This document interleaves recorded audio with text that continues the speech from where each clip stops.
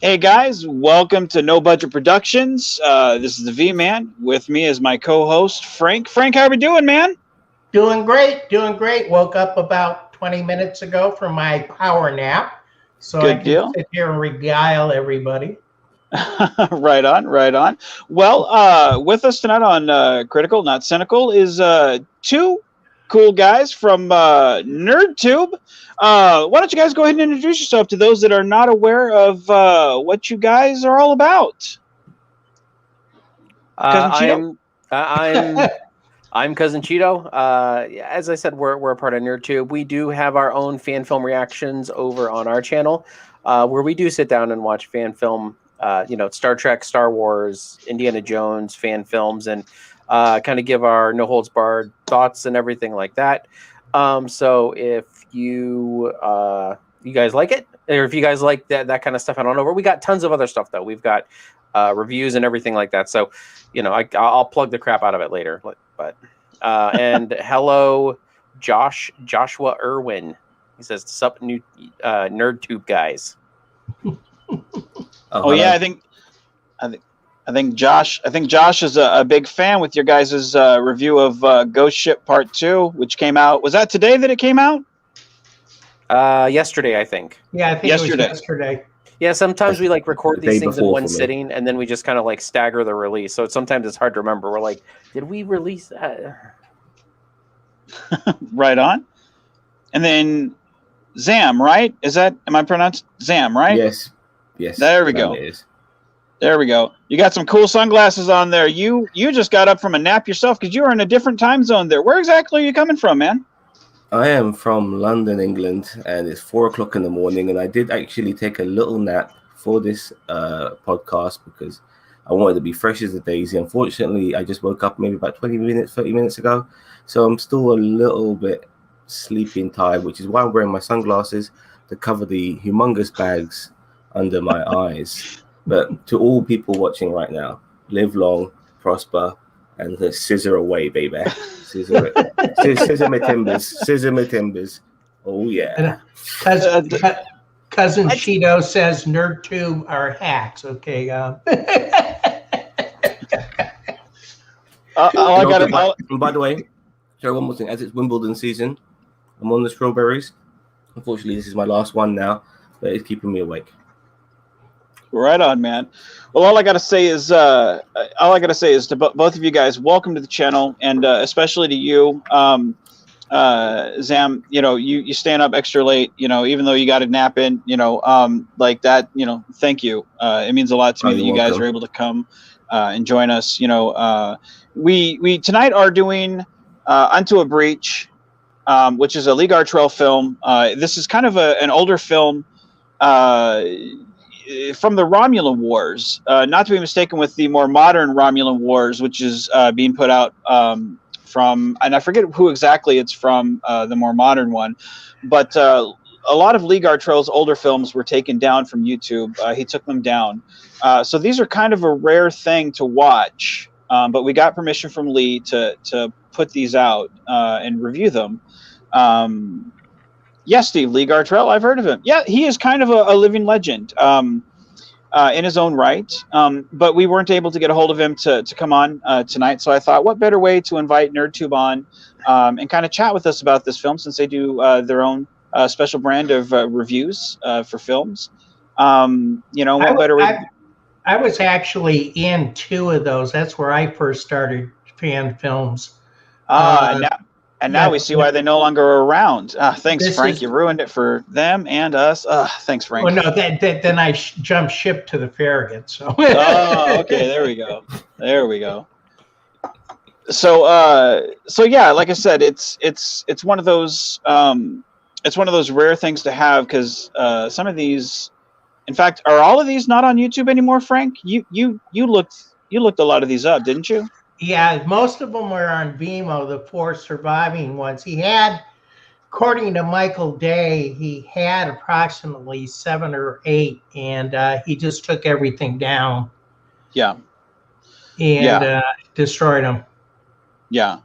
So what you guys are about to see, of course, we're doing one tonight, and then over the next few months, we are we're going to do, the other three. Of course, we do kind of a rotating, kind of a Russian roulette of films, just to kind of give you guys a variety of them. So we'll sporadically get to the rest of them as we get to them. But that being said, let's all hit our mics and we'll watch the film. You guys at home, watch with us, and then afterwards we'll all give our kind of candid, here's the good in the bad and the bad in the good. So that being said, let's watch the film, and I'll mute my mic so I'm not breathing like Pee Wee Herman in a movie theater. Okay, mine is muted.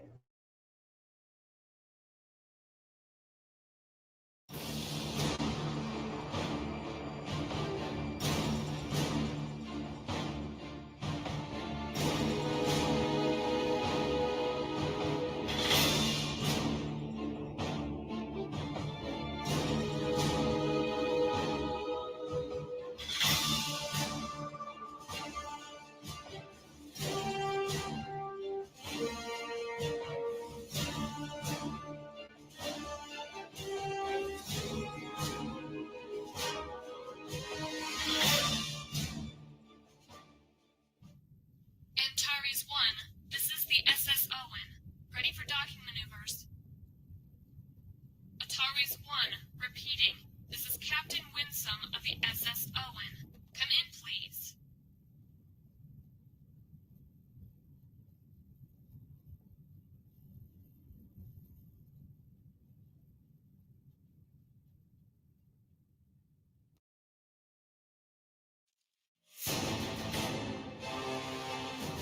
What on earth?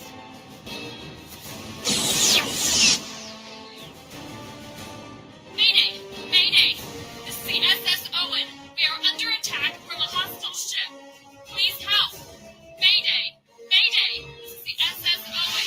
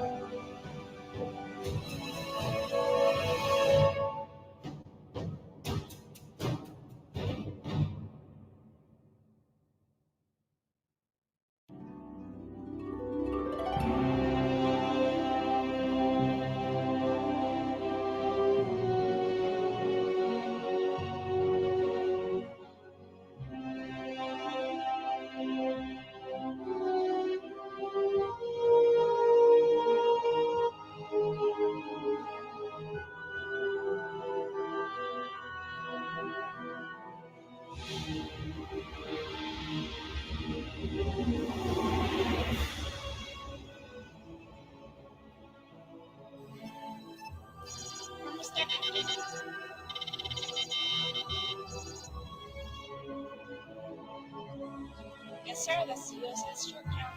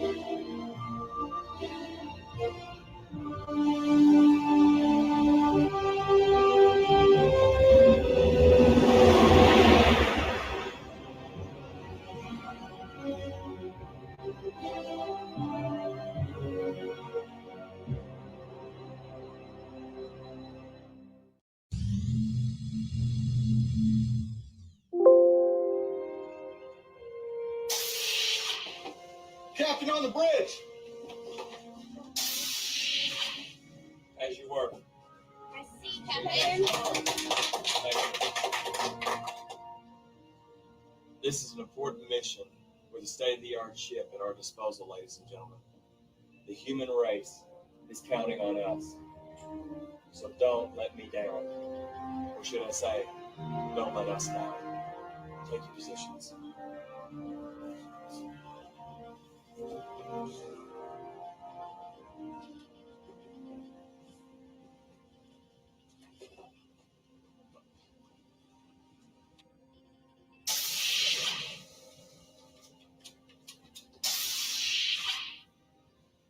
Captain Styles.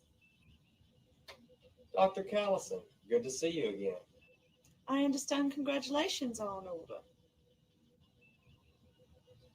Thanks, Doc, What on earth for? for letting me know the ship's jungle telegraph is faster than the warp engines. Is sick bay fully stocked? Starfleet Medical should be sending the rest of the supplies within the next couple of hours, sir. Good. I want the ship ready to go by our departure time of 0700. Cutting it kind of thin, aren't you? I mean, you just got here. Well, as far as our departure time, you know the circumstances. Aye, Captain. I'll let you know when the rest of the supplies are aboard.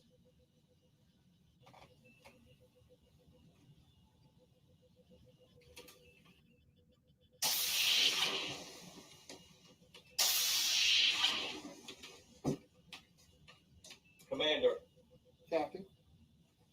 I'm going to go home and pack some belongings. I expect the ship to be ready at my arrival at 0600. Aye, sir, she will be.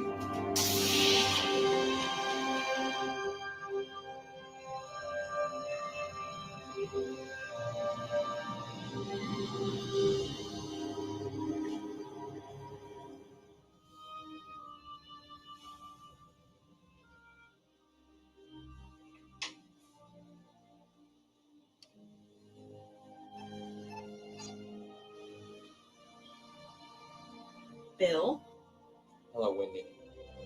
what do you want? Is Kyle there?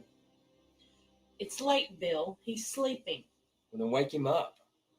It can't wait until morning? No, it can't. Look, I'm leaving tomorrow, and I don't know when I'll be back. I'm sorry to hear that, Bill. I'll let him know in the morning. Wendy, wait!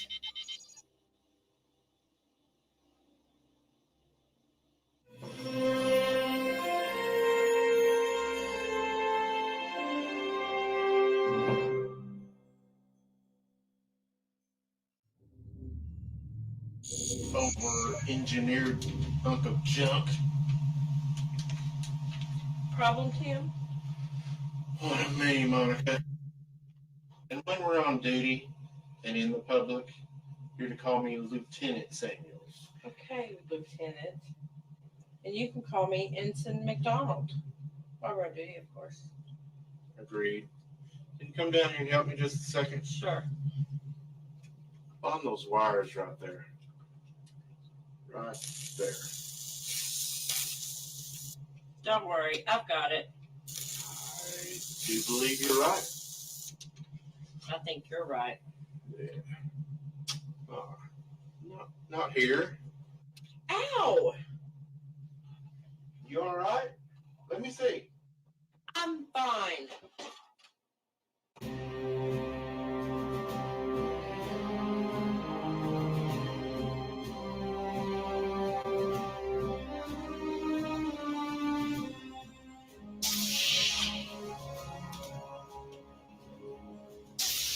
Commander, we ready to go? I believe so, sir. I'll hitchhike home to get what we missed. Well, let's hope it don't come to that, Commander.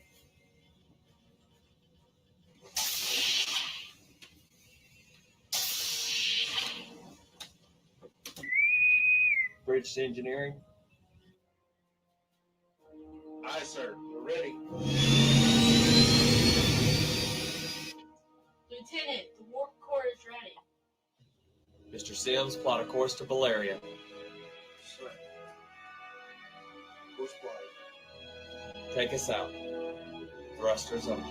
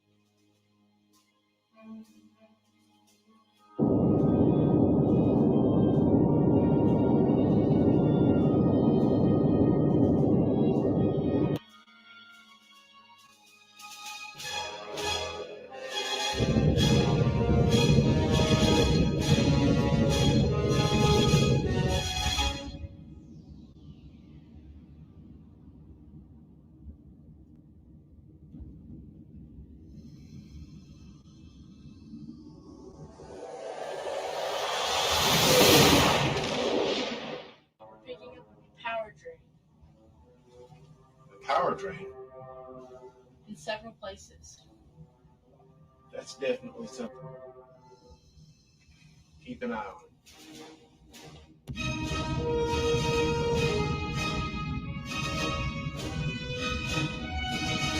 Captain's log, March 22nd, 2156. We are less than an hour away from Valeria. The ship has given us a few problems on the journey, but Lieutenant Samuels has assured me that he has worked them out. Since it looks as though we're going to war, I hope for all our sakes, he has.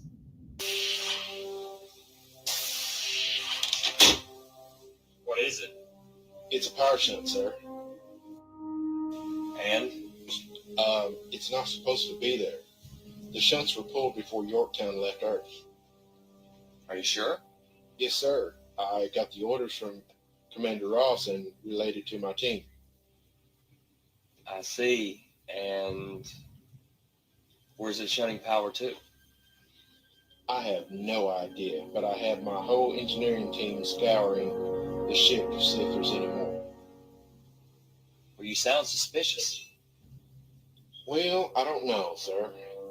You know, I've worked with these people for 3 years, and I just can't see that anybody on my team would be that careless. Well, for now, let's not assume this is an accident. What I need you to do is put some teams together, and I want you to go over the entire ship and look for anything out of place. I'll have diagnostics run on communications and on the main computer. For right now, let's just keep this between us, Mr. Samuels. Yes, sir.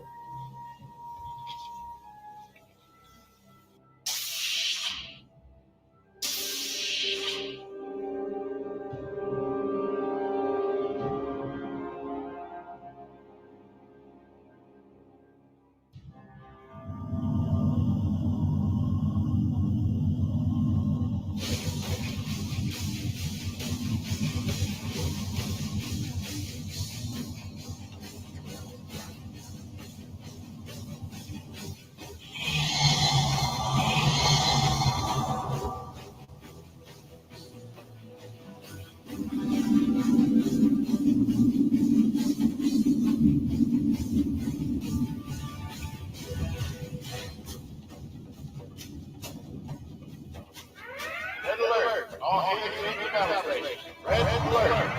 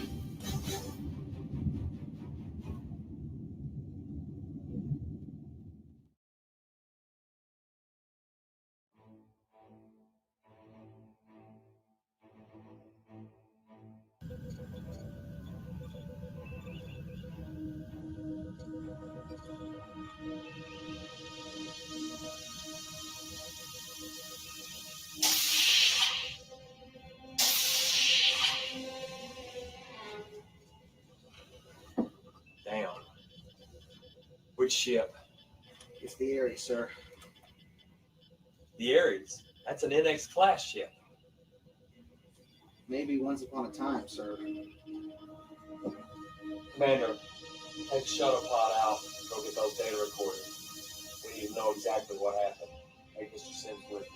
Aye, sir. Ensign? Lieutenant Dahl, scan for weapon signatures. We need to know exactly how many ships it took to destroy an NX class ship.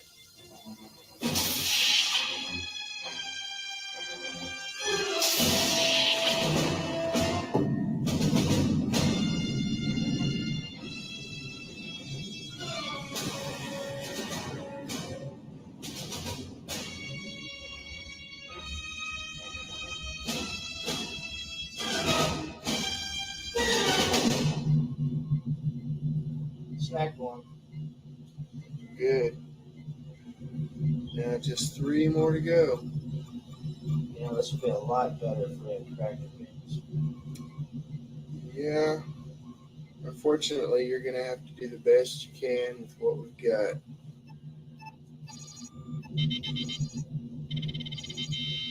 I'm the one at 116 mark 31.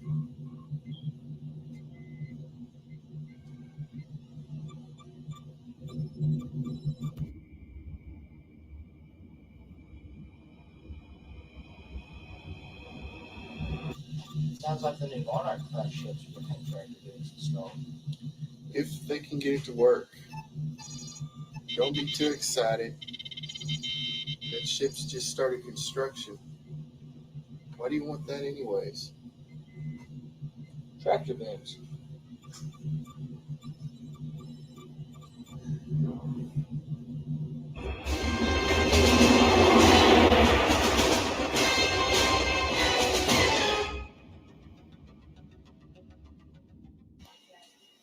Sir, second deck reports that Pod 2 is returned with a black box.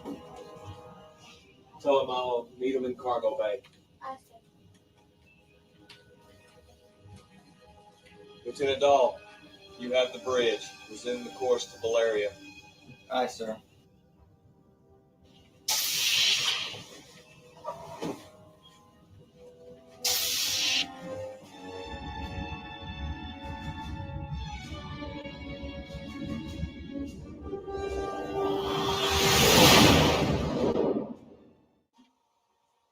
I think this one's done.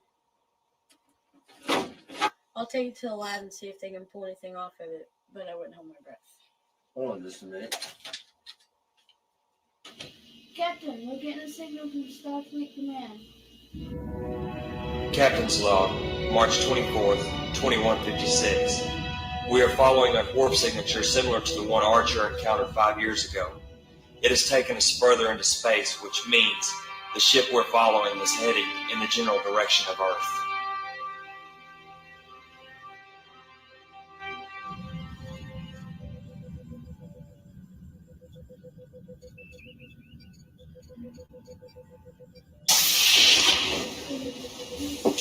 Anything going on? No, sir. All's quiet. Maybe not. The warp trail we're following seems to be picking up company. Not good. Let me know if any more decide to join our friends. Don't bother. Gentlemen, increase our speed to warp 5.2. Yes, sir. It's official. We're at war. The Romulans attack Terra Nova.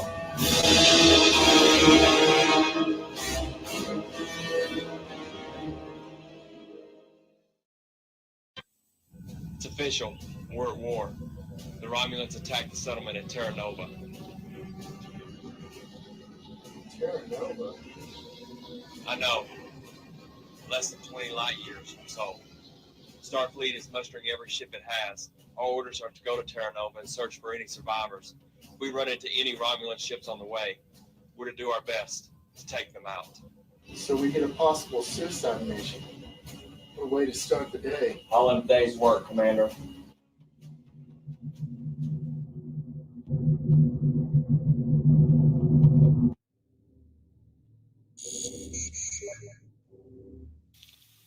This is Sub-Commander Scon of Vulcan Ship Dupree to approaching Earth vessel. I require assistance.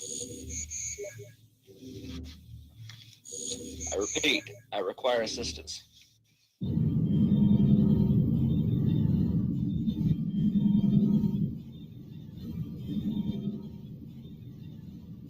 hear you, Sub-Commander. We'll have you aboard in a jet.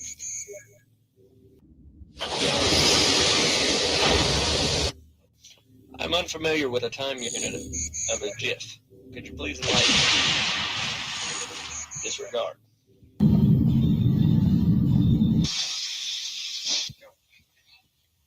Live long and prosper. Sir, security has Vulcan custody. Good. Have him confined to quarters until I'm on my way. I said. Ensign, you're with me. We got some questions I need answered. Yes, sir.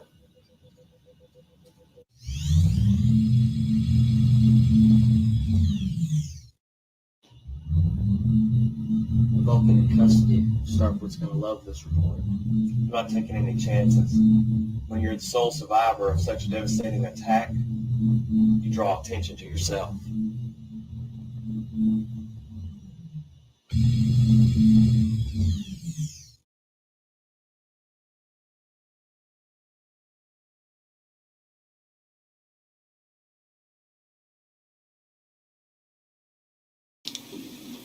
Captain? Doctor, what's the verdict? 2 broken ribs and a fractured wrist. I'd like to get him to sick bay. Not yet. Who are you? I am Commander Second Rank Scon, security officer of the Vulcan cruiser Deprius. All right, Commander. Why are you alive?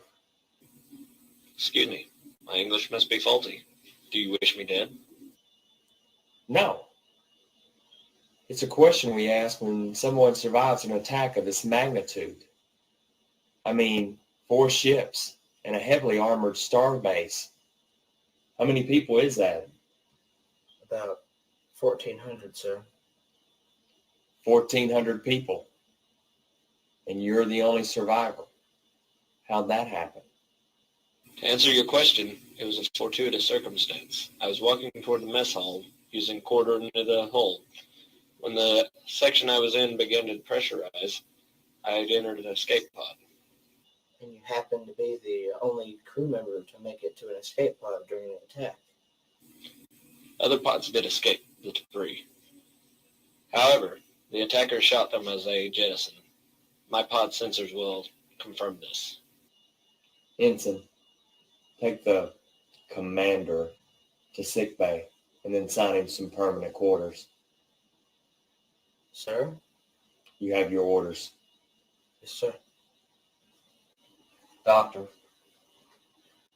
I know. Full medical workup on Mr. Scon. And have the IME contact the Vulcan Medical Command. I want his identity confirmed. You have your suspicions. Without knowing what a Romulan looks like, I want his identity confirmed 6 ways to Sunday. Am I being clear? His glass.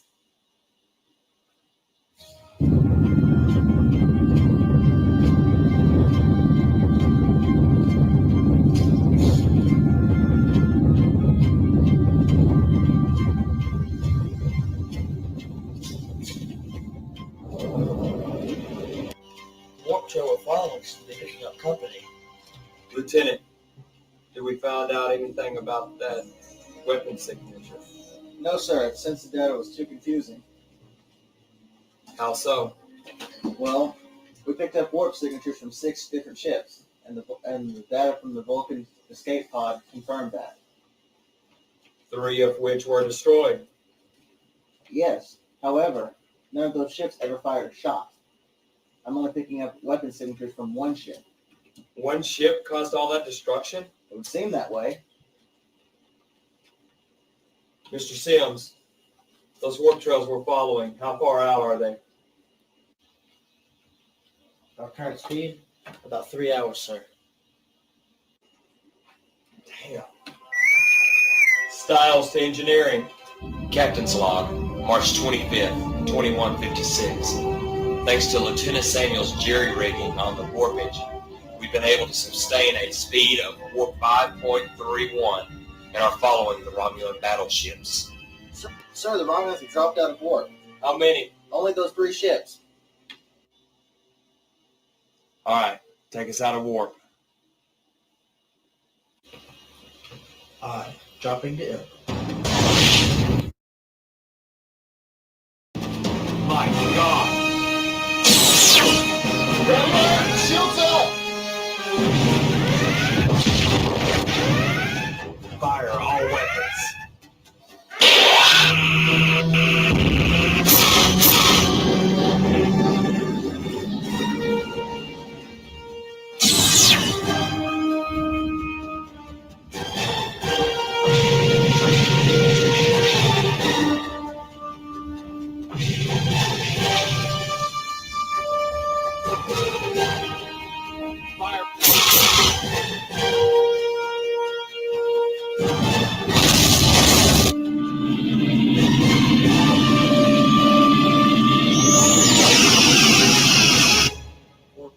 Ward 7.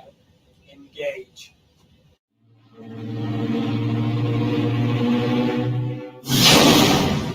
Lieutenant, come with me. We got questions that need answered. Commander, you have the con. Aye, sir.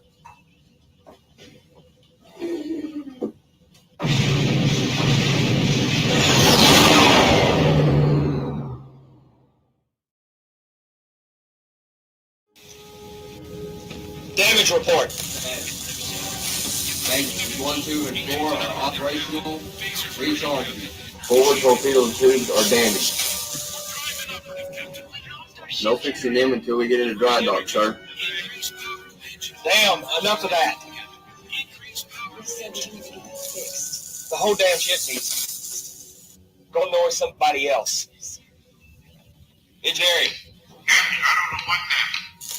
I need that warp speed, mister. We have plasma cartridges put out all over the ship. As far as I know, and for right now, we're dead in space.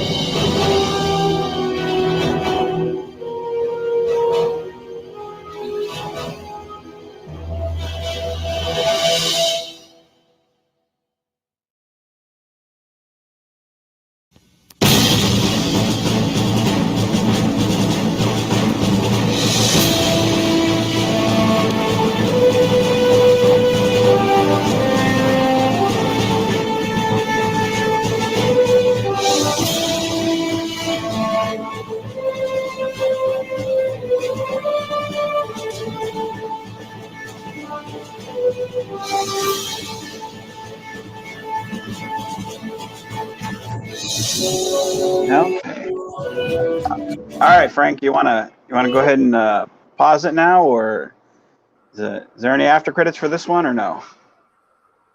Negatory, big buddy. Okay, let's go ahead and let's go. Zam, all I gotta say is I love seeing your hands fly in the air and you laugh at me like, dude. Oh, that's oh, bless your heart, man. I love your reactions, man. It definitely paints your channel and paints everything in a completely different light. Like you can ask my coworker here in the office. Like I was laughing with you at the same moments, and I have tears in my eyes from just your reactions to shit that's going on. Like, oh fuck. It was good. Oh shit. So I think we all have some ideas of continuity here. So I watched this. The first time I watched this was in 2000. I think it was 2015, and I watched it for my birthday with my childhood best friend. And I was like, dude, you're gonna have to watch. Let's make it a marathon. And he turned it into a drinking game, and because he couldn't stand it, but me, I loved it because I felt like it was like Adam West. And to me, I had to watch it. I actually watched this film 3 times before I realized that the captain was the same captain. Because he had a mustache in one scene and then no mustache in the next scene, and then a mustache in one scene and then no mustache in the next. And I was like, oh shit! And I watched it 3 times before I realized that it was the same character. And He I was also like, had a beard on one of them. You know, this little thing, not a mustache. I hadn't seen that before. So he had a mustache, a small chin beard here, no mustache, and I think he changed his hair color too, it seems. yeah. So it was, to me, I found a certain charm to it, and that's what we did for one birthday. We both watched it, and like he only got through like I think maybe 2 or 3 episodes and was like, dude, I'm done. I can't do it. And so I always found a certain charm to them, and which was, like I said, very, very fun to have you guys on for the first time watching this one with us. So welcome to this. But what were your guys' like? I can't blame you for not understanding what was going on, because for me, I couldn't really tell you much of what was going on in it. and I enjoyed the film, but I really don't know much of what was going on in the film myself. But what were your guys' initial thoughts, both of you guys and Frank? What did Go you You want ahead. to guys ask think? first? Who should go first? Bob or myself? Yeah, you go ahead, guys. I mean, I know what I think of it. I mean, I know Lee's work, and I know his Okay. inconsistencies and stuff. All right. It's just somebody going in there who doesn't know any of the people who made this or anything like that. I thought. I am also, don't get me wrong, I understand this was made many years ago, but I had no idea what was going on. And when that happens, it means it's not that good. And I'm trying to be as diplomatic about it as possible. No, yeah, understandable. Yeah. But I made fun of it earlier on in the chat by saying it's Southern Trek and stuff like that. But then it made me actually appreciate that there are people from the South in America who actually like Star Trek, and that actually is a good thing, as far as I'm concerned. Well, I'm not going. That means that we're not painting you all with the same brush, and I like that. But nevertheless, I didn't know what was going on. The acting was very bad. I did like the outfits, though. I did. Somebody's got. Go ahead. Okay. That's- I did like the outfits. They were very good. I like the fact that they were doing the Enterprise era, which was good, which is very different. You don't see that in fan films. I guess it was fresh off the fact that that Enterprise was out probably at the time when they were making this, so I can understand that. But like I said, I don't know what was going on, and for that reason, I didn't like it. His sense of continuity is very bad. It's there's no doubt about that, and his concept was great at the time, and there was a few of us that were on the outside fringes that tried to let him know how he could make it better, but it never really sunk in. The thing about it. Sorry. Oh, yeah. The thing about it, he was approaching an area that nobody had really touched upon the Enterprise era. So it to me it's that right there, going into the Romulan Wars. I think it was Cheeto that had said, Enterprise was supposed to go there, but it was cut off. So to me, it's like you had a premise that I wanted to delve into. I want to explore this area. You had a ship design that looked great, even though the CGI wasn't all that great. And I can forgive bad CGI, because nobody, not everybody has the budget for the CGI. So I can kind of overlook that. But the ship design was interesting. You had an interesting era that I wanted to go into. But you were kind of all over the place. I didn't really understand the engineer, the banter that was going on with the lady. I guess there was some type of relationship, but I don't really know what it was. Again, the captain, the continuity with the mustache, like that to me is bothersome because go down to the drugstore and get one of those $5 fake mustaches, or go get a Sharpie and draw one on, if the guy has to have a mustache, or shave it off, if that scene happened later on when you're shooting, but to me, intercontinuity, in your story, if he has, a mustache in one scene, have it in the next scene, to me, those things, those are simple things for your story. That has to matter.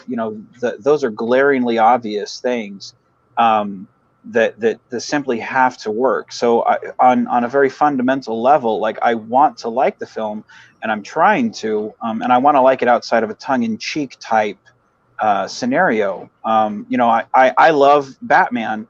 Michael Keaton is my favorite Batman. And I can appreciate Adam West, but that's not my go-to Batman. And just like this, I love Star Trek, but this is not my go-to Star Trek, even though everything should be there. You've got all the bullet points, but this is not my go-to Star Trek, even though it should hit on all points. Cheeto, what do you think? Sorry. I mean, I'm a big fan of Romulan War era stuff. I've actually, there's a Star Trek Horizon is it's a Star Trek. I think it's like a feature length film. Like it's like a fan film, but it's a feature length film, and it delves into the Romulan War like right after the whole. That's the one. I was trying to remember the group. Horizons did that. That's right. Yeah. And I mean, I you know, and I soaked that whole fan film up because now, granted, this one was made back. Somebody said I think 2004, 2005. I mean, yeah, so that's back in like the Hidden Frontier era. That's back in the Helena Chronicles era. So I mean, you know, let me see if I can. I was trying to get it. Let me turn off the volume and try to see what their end credits are. I think Donna said 2012. But I don't think the first one was made 2012. I think that's a little too late. Maybe I'm giving too much credit for that one, but and I mean even then, I mean, you know, I think it was 2010. I'm trying to think because before I met Michael and the crew from the Farragut around 2009 when I was con chair for Con Carolinas. And Michael Day had suggested that I do a couple things for. It was the year that I had a cosplayed with a admiral uniform from Enterprise. I went out and made it, you know, the blue jacket and the tie. And he said, Lee's looking for an admiral. You know, you've got the uniform. So that's how I started. So I had to have been around 2009, 2010. And those were the later episodes, so it's probably right. It's around 2007, someplace around that when he started. But yeah, I mean, my big thing with that era was just, you know, I would love to see more of it, and I really was sad that Enterprise got cut off before they got into it. Oh, absolutely. Yeah, I mean, and honestly, sometimes I think the fan films are probably better than what Enterprise could have given us. And keep in mind, I'm a fan of Enterprise. I really liked Enterprise. Maybe not the first season so much, but maybe the second half of the second, third, and fourth. I really liked the show. So third and fourth were great. Yeah, I love the third and fourth because the continuity of the third and fourth were great. I mean, you take that third season, and I'd put that up against the Dominion War in terms of serialization and storytelling. You know, character arcs were great. You put that up against what's that now? DS9. You put that up against the Dominion War from DS9. Is that what you're saying? Yeah, I think it's great in terms of. I think for crew turmoil. Yeah. Yeah, I would definitely put season 3 of Enterprise up against the Dominion War. Not that the Dominion War was bad, but the Dominion War kind of felt at some points stretched a little bit. So that's, I mean, and the great thing is that they had this clear vision for season 3. And I even like season 4, the way that they kind of I can't do the word carte blanche. No, like a compartment. I don't know. Compartmentalized. Yes, there we go. Yes. That's the word I'm looking for. But I don't know why because they were all like 2 or 3 episode runs, and then they went, you know, to the next story, and it was 2 or 3 episodes, and they went to the next story. You know, so even that was a much big improvement from season 1 and 2. So sorry, didn't mean to tangent.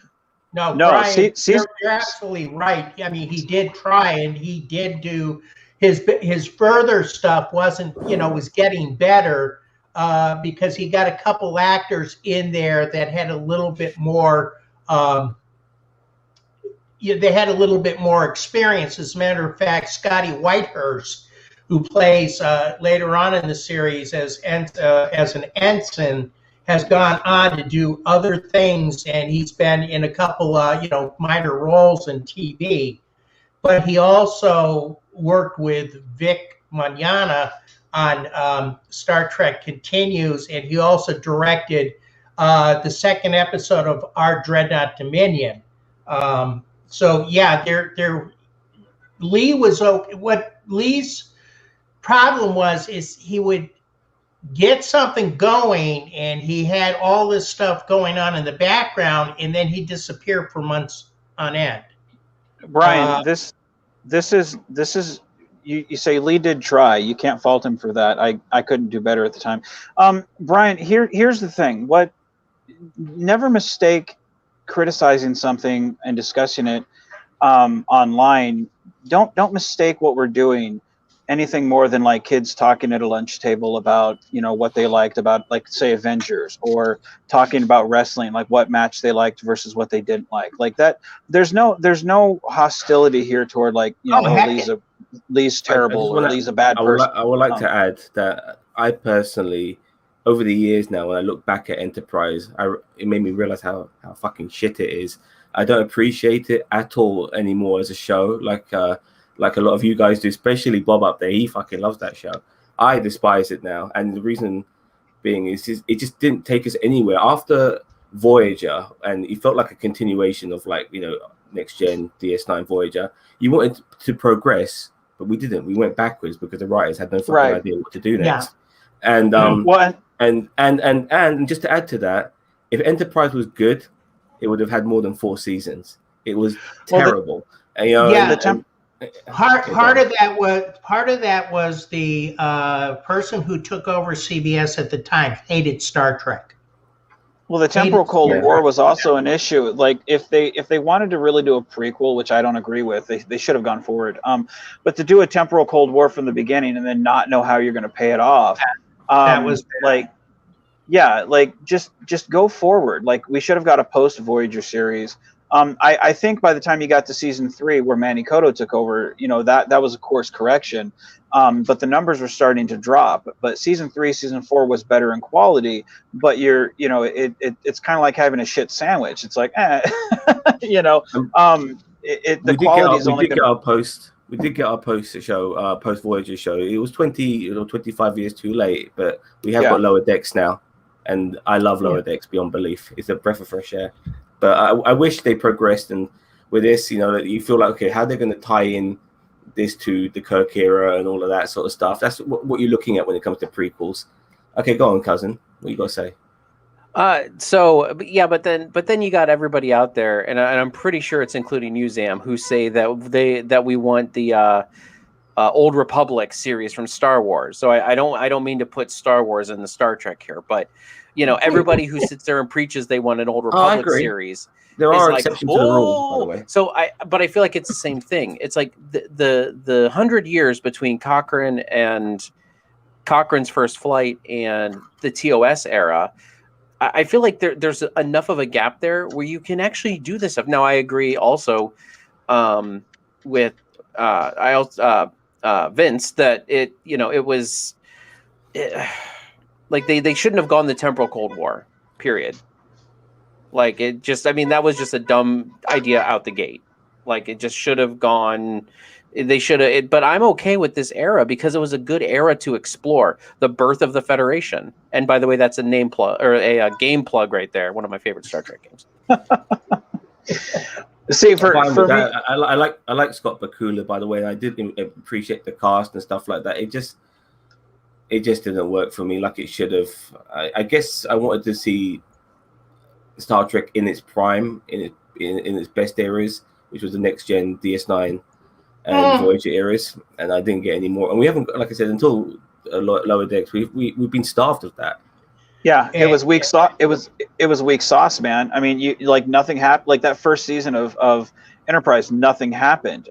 It wasn't until the Xindi attacked Earth where something actually interesting happened. I mean, they kind of cock teased us with the Romulan Wars at the beginning of season 2, but then nothing really happened. I mean, they decloaked once, and then that was it in the middle of season 2. But it wasn't until the Xindi actually came up, and then we're like, well, who the hell are the Xindi?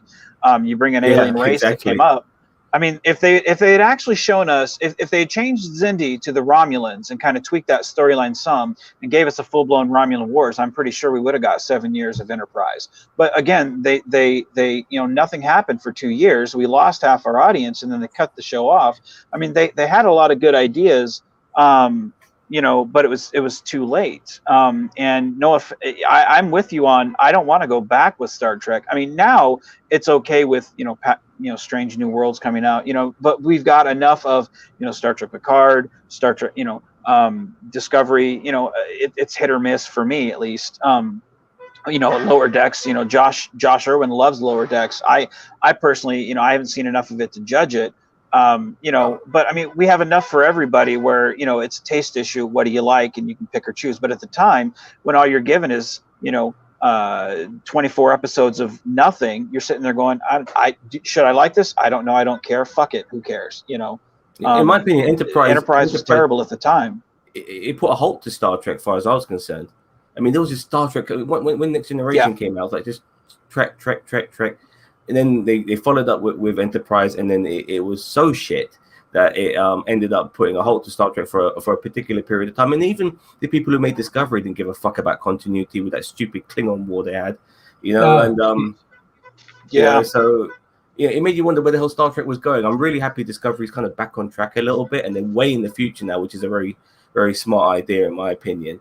This is why I became an Orville fan real quick. Yeah, likewise. I'm a big fan of Orville too. So yes, yeah, Orville fucking is great. I mean, the thing about Discovery is like, you know, love or hate the 32nd century. At least they're out of the past, and at least they're not breaking their rules. 'Cause at least they want to do something different. At least it's like, well, they're so far ahead, it doesn't really matter, you know. But I mean, the thing about the first season of Discovery, you had two different arcs that were going on, and you did both of them piss poor. You had the Klingon arc, which was something that could have been its own season, and then you had the Mirror Universe, which could have been its own season. But you did both of them poorly, and you skipped over the Klingon arc, which is like, what was the point? My massive problem with Discovery season 1 was it Lorca, the Captain Lorca? Lorca, yeah. Lorca, yeah. When they killed him off, I was furious. I was like, when they made him, because the whole point was he was a different type of captain. All the other captains in the past have been very liberal type of captains, you know, very diplomatic captains. And here we are now on a show where the captain's a fucking asshole. And I love the difference. I love the fact that he was a shoot first, ask questions later type of captain. It was very refreshing for a captain to be like that. And then to get rid of him was a massive mistake on Discovery's part. But they are rectifying that now with a different captain every season, which is the way they're going now, I guess. You know, so we'll see how that goes. So does that mean that Michael Burnham will only be captain for one season? Because I can possibly. That. God, I hope so, because I don't want that is. I am not a fan. I just want to be clear. I have to realize I'm not talking to the NerdTube audience. I am not. I have no problem with the actress and anything. But the way they write Michael Burnham is just awful. Like I can't take Michael Burnham's character. Like, and now she's captain. It's like, oh my God, what are we doing? They need to share the wealth when it comes to stories. It's all about Michael. That's my problem with it.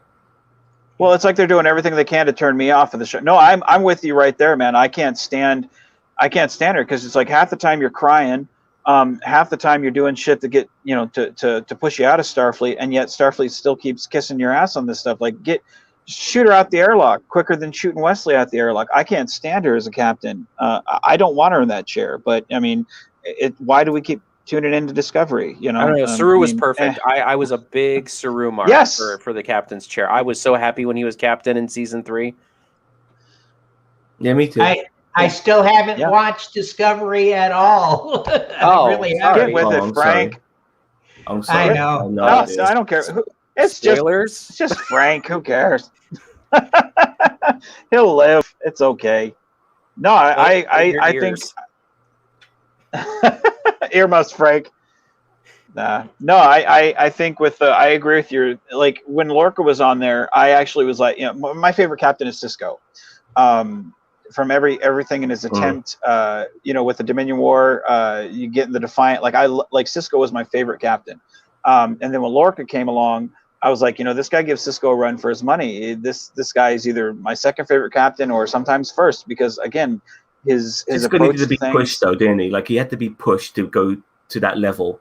While Lorca was like, "Fuck it, I'll just do it anyway." You know what I mean? Exactly. Like that moment where he's they're at the Maquis colony, and he's like, where he's like, "Man, fuck it, launch those things to the bad guy." Yeah, because he's like he's pushed to that point where he's like, you know what, kid gloves are off, let's do this. But you're right, he had to be pushed to that point. But Lorca is like, no, let's start there. To me, it's just like that's a very different captain, because I couldn't see Jean-Luc doing that shit. But so to me, it was very different. And then to find out he's the Mirror Universe, it's like, oh, really? Oh man. Yeah. So But and then they killed him off as well. Jean-Luc, the first episode of TNG surrendered the Enterprise. So, that tells you how the French are. Did I say that? You're losing our audience, Frank. Shut up, Frank. Oh.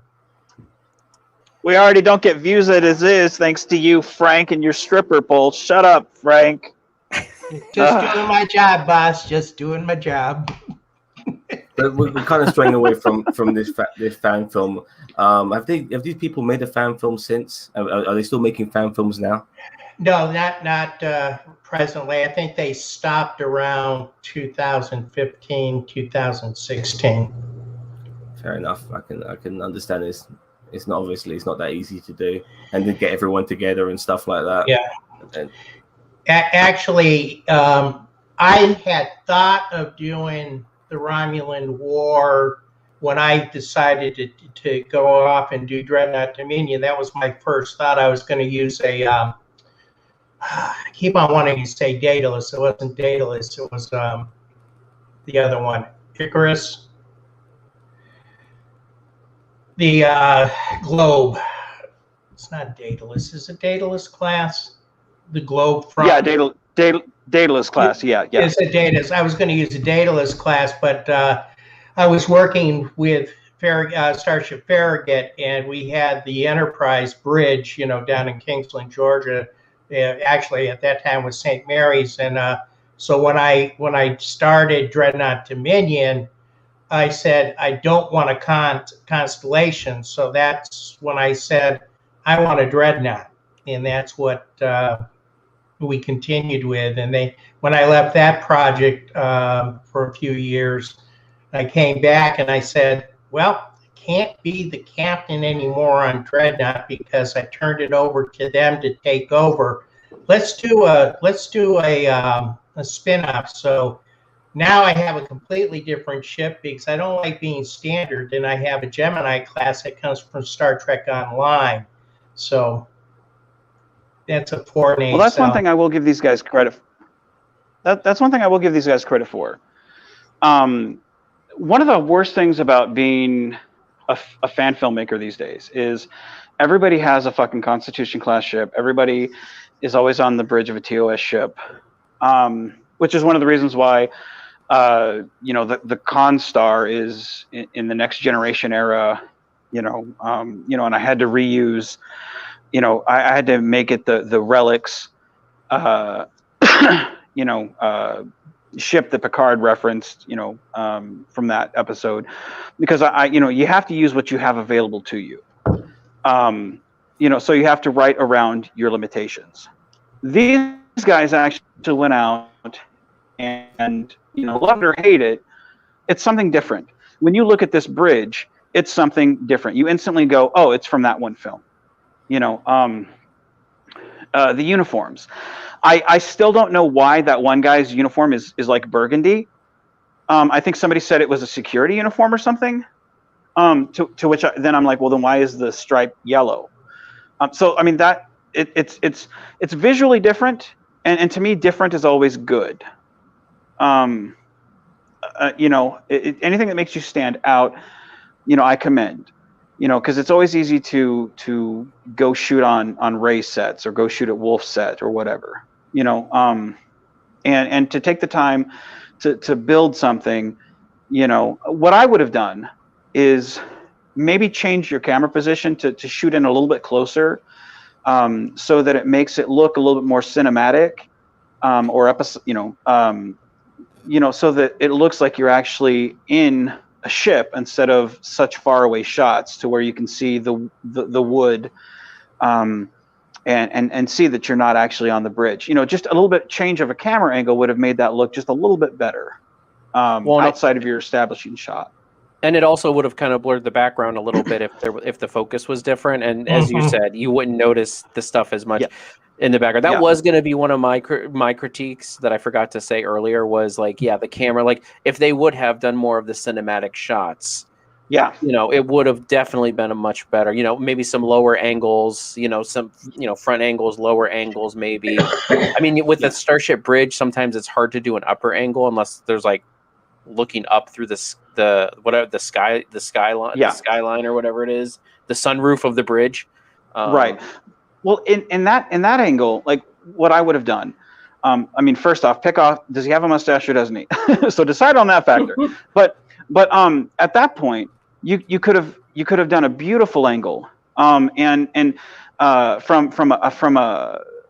front of the captain and tilt it up and put that in front of a green screen so you can kind of look up through the dome, kind of like in the film that I sent you last night, Cheeto, the 11th Hour. There's a shot that I put the camera in front of like Sulu and Chekhov's station, where you can actually see the Dominion battle through the dome of the bridge, and it was a very easy shot for me to do, but it's beautifully done, and I wanted something that looked visually different, because we're in the battle to retake Deep Space Nine with all of these ships, but I wanted something that looked visually different, and he could have done that very easily with just put the camera in front of the captain and film that in front of a green screen, and that would have been something just visually different that he didn't have in any other shot, and it's easily done. But like I said, just a little bit more thinking, and it would have been easily attainable, even on his budget that he had, or lack thereof. It could have been just a little bit more polished. But I mean, I commend what he did, because you know it's a first. I think for what set the tone for a lot of other people. You know, they looked at that and probably got inspired for. I'm not so critical. I'm not necessarily going to be too critical of that fan film, because of it was made, you know, over a decade ago. I'm actually going to be more. I'm always going to be more critical of current fan films, because I feel there's an evolution now, and I believe people have technology to make it easier for them, to make it easier for them. They don't need, you know, VAR sets and stuff like that. But above all of that, I just expect them to be a little bit better. I mean, those were like some earlier treads of fan films.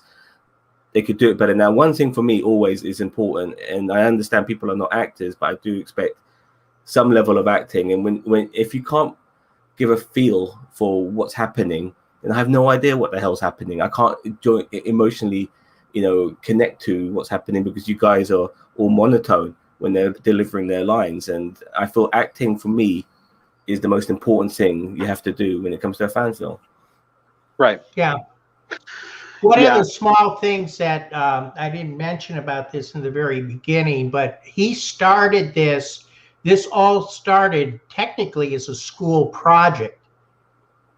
And what he did was, I guess he had done a short thing. He was taking graphic arts, which is basically what he started off doing. He does all the basic, you know, the rendering and all the models in there. So somebody said, well, why don't you finish it? And that's where he got into it. So he didn't start off as a filmmaker. So that's one thing too. He was more the graphic artist, but he did his own directing and everything else. And I think that's why he didn't have the familiarity with, you know, doing the continuity, doing the shots and stuff like that. So I'll give him that to that degree, but he really, in the other films, didn't mature past that particular. I think he was more just get it on film and do my graphics. The other thing too, which we don't like on some of these, is he uses CBS pictures on some of these films, which is a big no-no. He'll put, you know. Well, to me, I think, because like I've said before, and I brought this up on Trek Yards the other day when I did an interview with them. You know, CGI should only complement a story. It shouldn't be the story. You know, your story should be the people. It should be the characters. If they don't connect with them, then why are you telling the story? Outside that, I mean, because if all you have is CGI, then that's nothing more than just like cut scenes from a video game. So if you're taking, what's that now? you've seen Star Trek Squadrons? The Yes, I Czech have. film? Yes. Yes. I mean, like, Yeah. it was in subtitles. It wasn't in English. It was, the acting was on another level, and like that moment when I forgot the name of that species with the Jebediah. Yes. She Jebediah, was like giving some like exposition, and she was giving her evil bad guy talk. It was just so well done. It was just excellent, and I was so invested. Excellent, and like it was just good acting, and and it got me so invested, and that's what I feel is the biggest hurdle for all Star Trek all fan filmmakers in general to make, is that you got to make it believable. You got to make it believe that I'm watching real people, who are emotionally in that moment. And you have to invest in the characters. You have Yeah. to invest in the characters. Yeah. I agree with you 100%. Well, like I said to Sam the other day when we were talking, like I said on the interview, like I would never, like, I wouldn't. I would rather go grab a Lego Starship than reuse a CBS picture from one of their shows or something. I'd rather take bad CGI or a Lego Starship than reuse something from. Why is it such a no-no though? Like, they're not making money from this, are they? Well, it's not that. It's CBS is very, very picky. Copyright. That's what. Yeah. This is. Have you seen the guidelines that they came out for fan films a while ago? I briefly remember. I think cousin Chito mentioned it to me. Yeah. I kind of went over all the because somebody in one of our fan film reactions, somebody mentioned to us why. Because we had mentioned, is like, why is this fan film so, why is the first part 15 minutes and then the other one's like 9 minutes? Like, why can you just roll these together? Why do you have to put in? And then somebody told us, they said, no, it's a CBS guidelines, and they rolled it out for us, and we're like, oh, okay, yeah, but their guidelines are pretty ridiculous for people that are just doing things that are labors of love. Like, I mean, it's not like we're sitting. Well, no, I'm not saying we, but like, it's not like the Star Trek fans are making money off of these fan films. Yeah, they have crowdfunding, but I'm pretty sure that crowdfunding goes to all of like that project and then some of their money too. It's not like they get like buku amounts of bucks and they have tons left over. There was, back when the guidelines came out, there were a few, and I'm not going to mention anything about those dark days. There were a few productions that were raising a lot of money. I mean, a lot of money.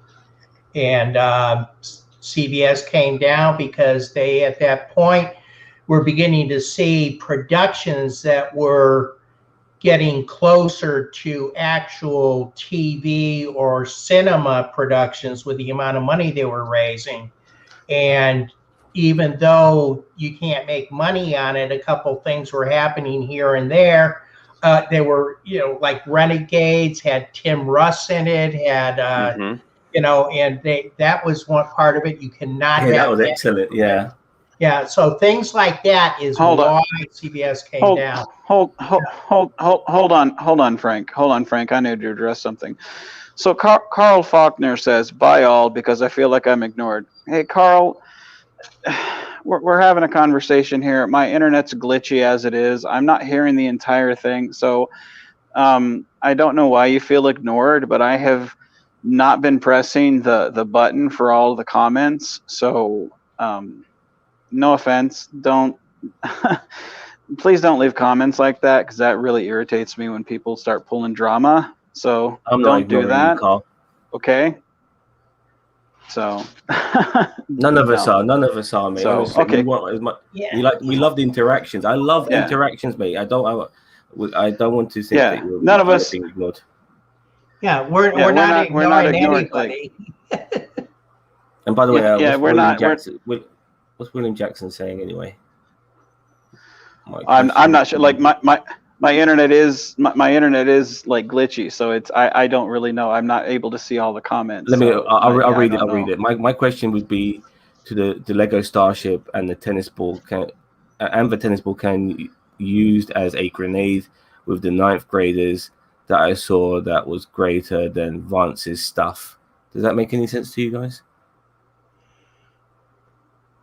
My what is I sorry my Bill, go to I'm the Lego not sure Starship what and you Special said. Nuggets. Okay, so it's not just me. Yeah, no. Yeah, I don't know. I have no idea. On that note, Anyway, okay. I just want to say that actually one of my least favorite designs for a starship is a Constitution class. I'm not going to lie. I hate it. I hate it. When it comes to like, you're the class guy. I don't know shit about starship classes. I never really went into that level of depth, like Constitution class and masturbation class. I don't give a fuck about the classes. You know what I mean? It's just it's mastication class, dude. Yeah, whatever. I wonder what that number would be.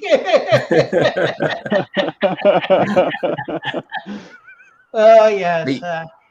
Wait a minute. Where's that 1970s porn picture of me there? God damn you, Frank. So I just would like to know from all of you guys, outside of Star Trek, are you into some of the other stuff that's very popular in mainstream media, like the MCU, Star Wars? Oh, dude. Yeah. I do a lot. I was going to say I do a lot of. Go ahead.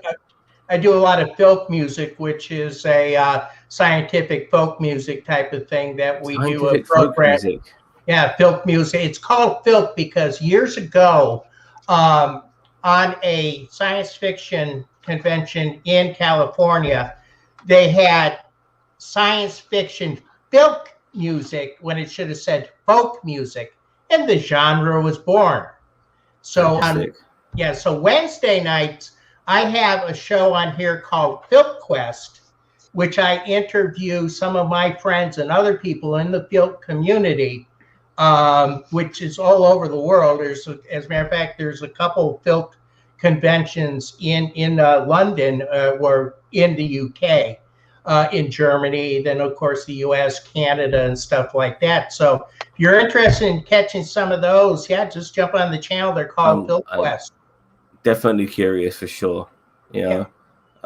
I like comics. I don't really have time for much because I work 72 hours a week, and then I'm putting my wife through college.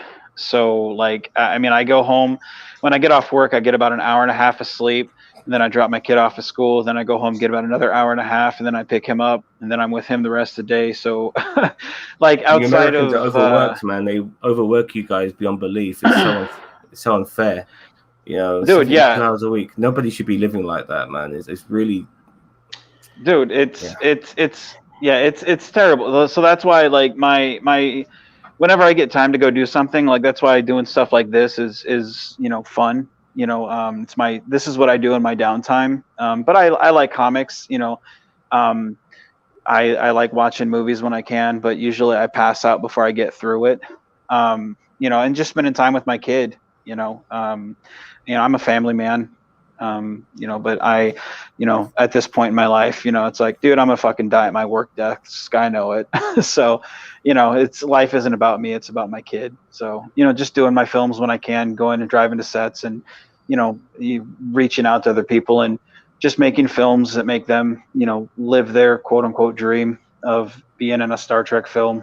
That makes my day. Because a lot of them people, they don't know anything about this stuff, so it makes their day to go drive to be on set or go hold a phaser and be in a transporter beam or whatever. It's like that makes me feel good because it's like 8 years ago when I started this, I was that fat guy that nobody wanted to. We don't want you in our film, and now here I am, and I'm the guy who's done 100 some odd films. Where I'm like, hey, you want to be in my film? Fuck it, you can do what I do. Come on, let's go do it. So that gives me, it makes me feel good, and that's kind of my hobby. 100 and some odd films. Holy cow! Yeah, man. Yeah, I got 105 right now, and that's not including the cameos that I've done in other people's films. And then I got 2 more films over the next 2 weeks. Yeah. And on July 17th, we are going to have a 24-hour viewing of everything because, you know, with the amount of time you can put into the fan films, 15 minutes at the most, technically, we can do them all within that I think it's 18 hours worth of film. So we're going to do that as a on the channel.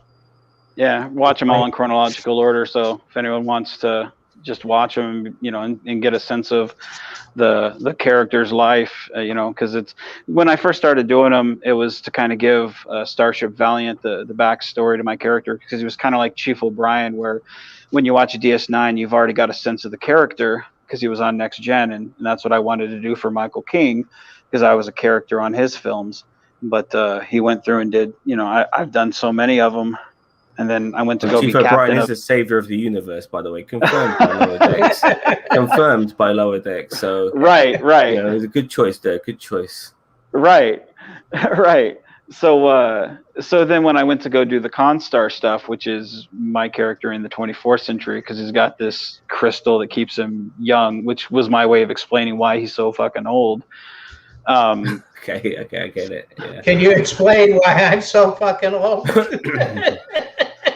Why you live so long? Why you live so long? I get you. Because at this point I'm too exhausted to fucking think of a reason. Frank, stop asking me questions. I'm tired of making excuses to stick my friends in films. Because you pay for CGI for me. I don't know. But no, like it's one of those. You know, after having so many films, like, and I did the Constar Adventures, I was like, well, I'm going to be doing like another 32 films. I don't want to make it about, you know, the Menard character. Let's do the Constar Chronicles, and you know, even though Menard's there, like let's expand this universe and this sandbox and tell it about the crew members of the ship, you know, because fuck, I don't want to tell stories about me. Let's make it about the crew and just expand all these characters. And that's why now, like, if you watch the films, like, it just expands on all these sub characters, and those characters have sub characters, and those characters have sub characters. And it's really just an expansive universe of its own, like, niche instead of a niche, you know. So you are literally the Stan Lee of this of Star Trek he's fan the Will films. Riker. He's the Will Riker, dude. The Will Riker, yeah. He's the Will Riker. Or the Thomas Riker. Films. Yeah. I mean, well, it depends on if he's had his coffee or not. Thomas Riker is still Will Riker, as far as I'm concerned. That's true. It's just a different version.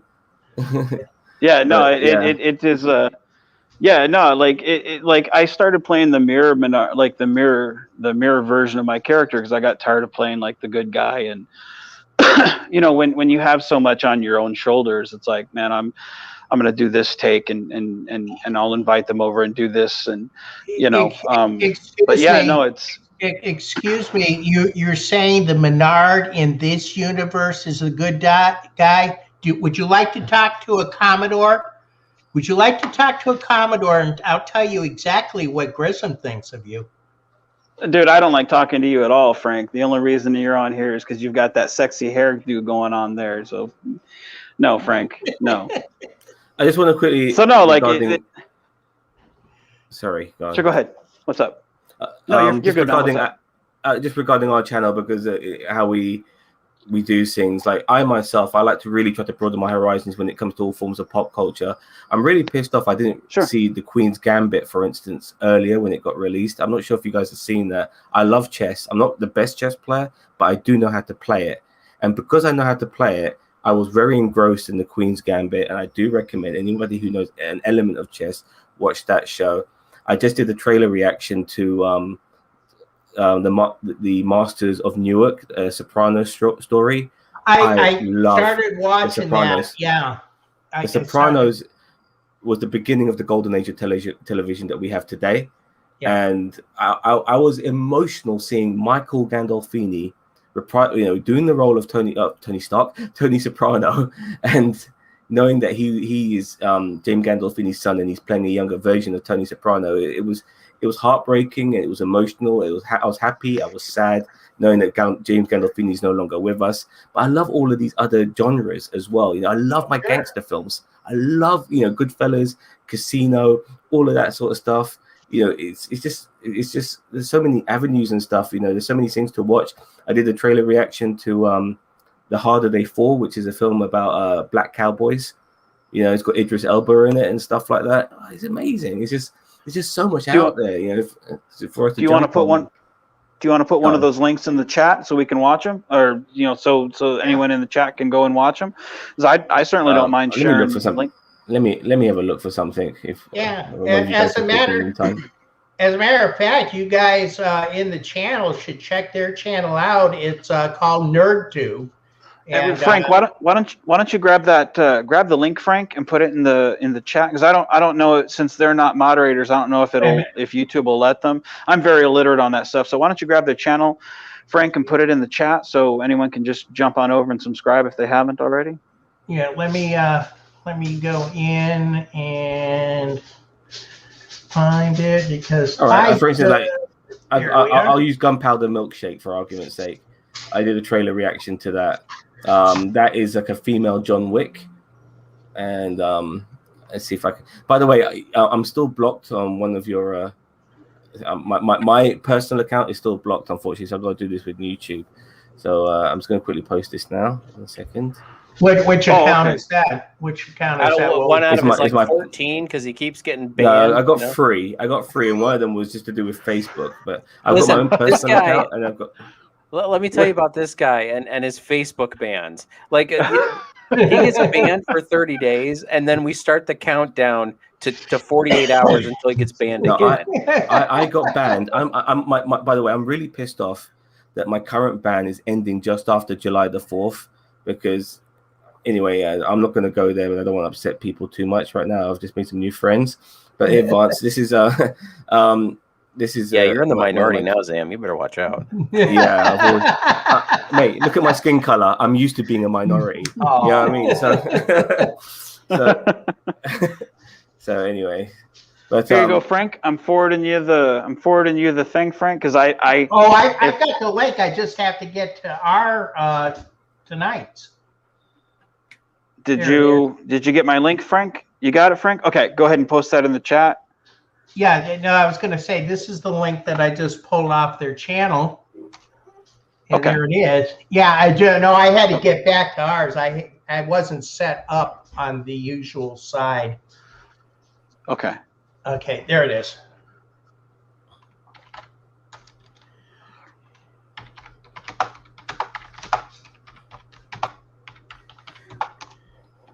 William Jackson, where you from? You from America?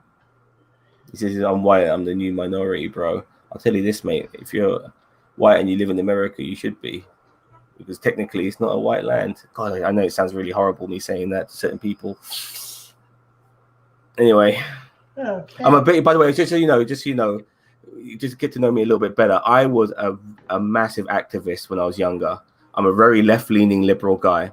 And I've fought for so many things, for gay rights, transgender rights, and various other things. I highly believe in these things, and sometimes that activist part of me comes out a little bit, and it does tend to rub people the wrong way. I don't mean to, but I'm always fighting that fight. Still to this day. People like, do you guys watch Jessie Gender by any chance? Jessie Gender, do you know who she is? Come on, yes, I do. Yes. Yeah, I follow her hardcore because I'm with her when it comes to equality and stuff like that. I stand by her. Is she transgendered? Yeah, she's a transgendered person. Cool. And I totally stand by her because I understand some of the discrimination she has to go through in life just being a transgender person. People don't want her to adopt anyone, for instance. They don't want transgender people to adopt kids, for instance, which is stupid in my opinion. It's ridiculous. There's kids out there who need a parent, and because somebody's transgender, they won't let them adopt them. It's ridiculous, stuff like that. So I'm always fighting that fight, Yeah, well, I agree. Yeah, no, I'm. Go ahead. Yeah, very left-leaning here myself, man. It's infuriating. Like, I mean, not to be too political, because I know that's not what this is about, but it's one of those things where, like, there for the longest time, especially over the last 4 years here in America, like, it's just seeing some of the bullshit from the right leaning. It's like, are you fucking kidding me? So no, like I'm right there with you, my friend. I I kind of my country is just as bizarre now as yours. You've got Trump. We had Johnson. Both of these guys are serial liars, serial bullshitters. Yet somehow they still pull the wool over millions, tens of millions of people's eyes in order for them to get into power. It's fucking ridiculous. Yeah. You know, it makes me wonder what planet I'm living on. You know, like, you know, I'm surrounded by so many fucking marks. You know, so I can tell you. I can tell you over the last 4 years, like, you know, I'd wake up every day in fucking anxiety, and I have heart issues. I take blood pressure meds, I anxiety meds, you know, and that shit didn't fucking help. You know, that's one reason why, like, online, like, I don't deal with drama. If something, you know, creates it, it's like, nope, block. You know, because I, you know, I just don't deal with that shit. You know, because it's like, dude, my dad died at 46. I'm 41. I can't deal with this, you know, and seeing politics, it's like, look, fuck this shit, you know. So I digress. But no, I stand with you, man. 100%, you know. I do too. I've heard on some of your videos, I've heard some of your comments, and I have to say I agree with you 100%. And some of the things you said, it can rub people up the wrong way, because the reason I'm gonna go there now, like, you know, regarding July the 4th. You know, it's not me saying this as a Brit, because you know, in the day, I'm not ethnically British. I was born in this country, but my roots don't come from this country. My mum and dad are immigrants to this country. But you know, when I see stuff like July the 4th and I see people celebrating, I'm thinking to myself, well, what about black people? I mean, they weren't free. You know, they were slaves during that period when white people were free. What about the Native Americans? You brought the European fight onto their land, you know, and they'll fucking become an ethnic minority in their own bloody country. And so I can't help but think of these things when I see, you know, Americans having their barbecues and throwing their fireworks. And now the funny thing is, you know, regarding the freedom from the British, is that Meghan Markle is now a member of the royal family, an American, and pretty much every American character you see on television is played by a Brit. So what the hell's going on now? You know, Zam, you're just upset that you lost. The British invasion from the Beatles. Yeah. From the Beatles just started it all. Yeah, for sure. I mean, like the top 3 superheroes, Spider-Man, Batman, Superman. I mean, this is before the MCU came along. Those were the top 3, all played by Brits. The last 2 Spider-Men, current Spider-Man, British. Henry Cavill, British. Christian Bale, British. You know, like or Canadian. Yeah, I guess. Yeah. Yeah, you know, Canadian. Like, it seems to go. Sorry, Robert Pattinson. Robert Pattinson's the current Batman, British. You know, you got bloody Twilight playing Batman, for fuck's sake. You know, like, we're taking over, baby. We'll get America back. You know, one way or another. Maybe Sam, I'm gonna put that on a T-shirt. We'll give you guys some public health care, man. Yeah, just like the rest of the world. Please do. We need it. We need it, man. We need it. Damn right, you guys do, man. The fact that I find it amazing. So I've had so many arguments online, but I'm a gamer online. And I speak to all these fucking hard-ass American dickheads. Not like you guys. You guys are lovely people, but I'm a real American. You know, those motherfuckers. Yeah, and I speak to them online and shit like that, and I'm telling them why don't you want healthcare like the rest of the world, like your neighbors in Canada, for fuck's sake, the rest of Europe, all your allies. Why don't you want healthcare like that? And they just give me stupid arguments saying that all the immigrants are going to get it. Well, so fucking what? They're human beings. Let them have it too. You know what I mean? Let other human beings get healthy. Even if it's in your own country on your own fucking tax dollar, let them fucking get healthy, for fuck's sake. Aren't we supposed to be a humane society? But people are so selfish at times. It's ridiculous. Zam just doesn't realize, but I just put on different accents when he's talking to me online, and he just thinks I'm talking to different people. Hello, this is me. Is that you? Tell me about the healthcare in America, please. Hello, my name is Well, with that being said, we've been here about an hour and a half, so I think we're going to cut it short now. Gentlemen, I want to say honestly, Frank, let's put the NerdTube channel in the description one more time, just so if anyone hasn't subscribed to the channel, they can do that. Please subscribe to us. We are the greatest YouTube channel you've never heard of. So fucking subscribe to us now. That sounds like Civil Air Patrol. Never mind. So, guys, I want to say honestly, from the bottom of my heart, thank you guys for joining us, coming over and chatting with us for a bit. You guys, honestly, both of you have an open invitation. Anytime you guys want to come chat, you know, you're more than welcome to jump on over. Open invitation anytime you guys want. Any show, come on over. Don't feel the need to hide. You know, if you got something you want to specially pimp out, you know, let us know. We'll share it for you. You know, thank you for coming on, chatting with us, and it's been fun. You know, you both are good people, so I had a lot of fun. So yeah, this is thank you. Oh, by the way, I thoroughly enjoyed this, and I want to also.